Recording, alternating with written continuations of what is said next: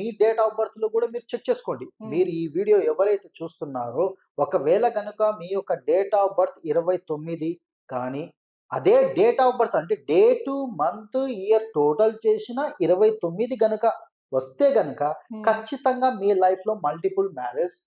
So లేని పక్షంలో మీ యొక్క లవ్ ఫెయిల్యూర్ అయిపోయి మళ్ళీ వేరే అమ్మాయితో మ్యారేజ్ కావడం, అబ్బాయి అయినా అమ్మాయి అయినా. లేకున్నా ఒకవేళ ఒక మ్యారేజ్ క్యాన్సల్ అయిపోయి అంటే మ్యారేజ్ వరకు వెళ్ళి క్యాన్సల్ అయిపోయి వేరే అమ్మాయితో మ్యారేజ్ జరగడం అనేది ఖచ్చితంగా జరుగుతుంది.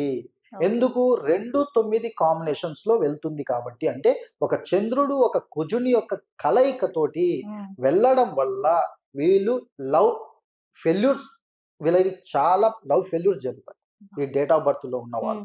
సో మల్టిపుల్ అంటే ఇన్ కేస్ సార్ నేను మ్యారేజ్ అయిపోయింది ఇంతవరకు నాకు ఎలాంటి జరగదు, డెఫినెట్ గా మీ లైఫ్ లో ఇల్లీగల్ కాంటాక్ట్ ఉంటుంది. ఎవరితోటన్నా ఖచ్చితంగా గర్ల్ ఫ్రెండ్ ఉండేనే ఉంటుంది. సో కాబట్టి నేను ఇది చెప్పాను కాబట్టి దయచేసి మహిళలు మీ హస్బెండ్లకు మాత్రం దయచేసి అనుమానం పడకండి.